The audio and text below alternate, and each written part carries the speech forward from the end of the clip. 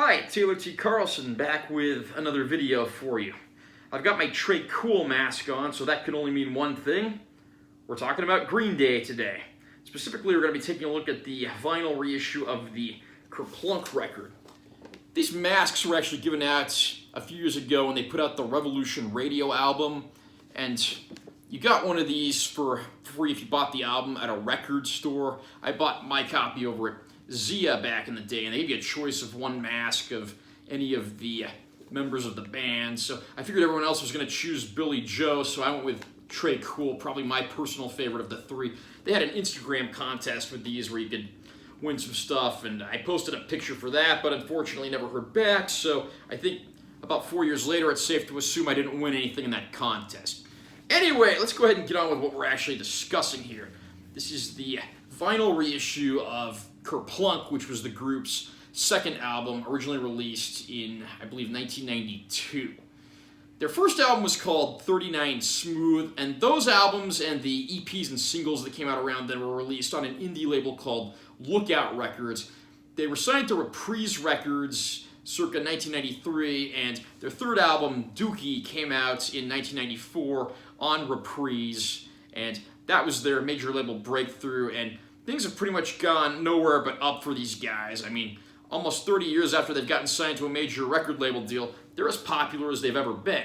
And perhaps rightfully so. These guys strike that perfect balance between pop and punk, and on their later albums, even more progressive sounds. I mean, I'm more of a classic rock and heavy metal guy, but I have no shame in saying Green Day is one of my favorite bands.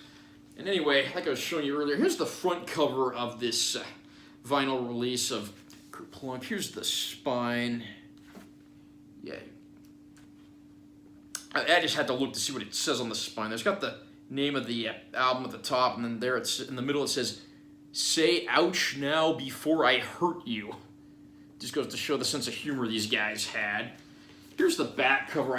I love these early indie releases on them because you've got this like handwritten look to everything. Got the track list on the top, all the pertinent information down below, all the little independent pieces of artwork, photo of the band right there.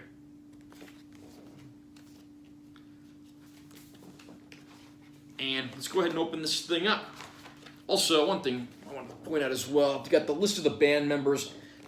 This was the first album from the band to feature Trey Cool on drums. He replaced original drummer John Kiffmeyer, who left the band to go on to college.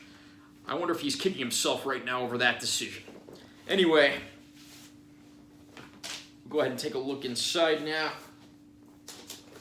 Here's the paper sleeve with the actual album in it. Here's the record itself. Got a nice little close-up there. Here's the back cover.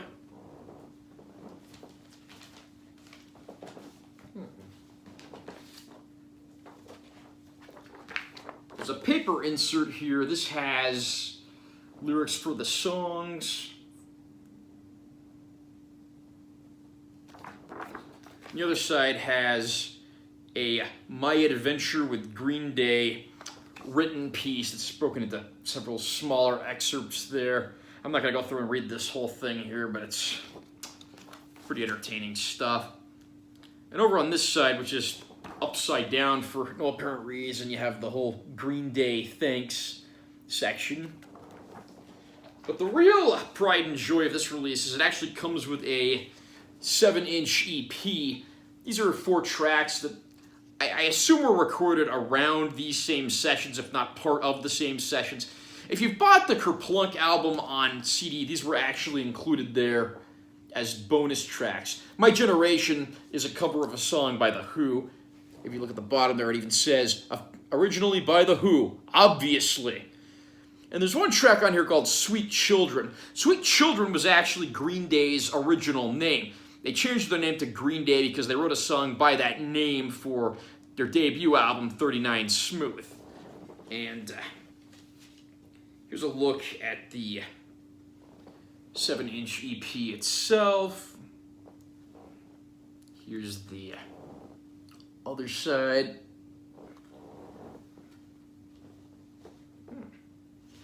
Yeah, you get a lot of people that think Dookie was actually Green Day's first album, but these two independent LPs they put out are actually two of my favorite releases in their entire catalog. They're much more raw than the later material, and with the arrival of Trey Cool, this is where they really started to gel.